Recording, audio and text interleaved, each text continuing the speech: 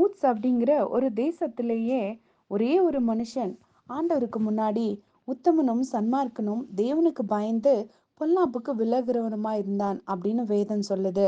அதே போல நோவாவுடன் நாட்கள்ல நோவா தன் காலத்தில் வாழ்ந்த மனிதர்களுக்குள்ளே உத்தமனும் நீதிமானுமா இருந்தான்னு வேதம் பதிவு செய்திருக்குது. இன்னைக்கு நம்மளை சுத்திலுமே நிறைய மனுஷங்க பாவிகளாகவும் அக்கிரமக்காரராகவும் வாழ்ந்துட்டு இருக்கலாம்.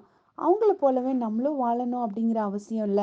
ஒரு யோபுவை போல அல்லது ஒரு நோவாவை போல நம்ம கூட தேவனுக்கு முன்னாடி ஒருவனாக அல்லது ஒருத்தியாக ஆண்டவருக்கு பிரியமானவர்களாக உத்தமர்களாக தேவனுக்கு பயந்து வாழ்பவர்களாக நீதிமான்களாக சன்மார்க்கராக வாழலாமே.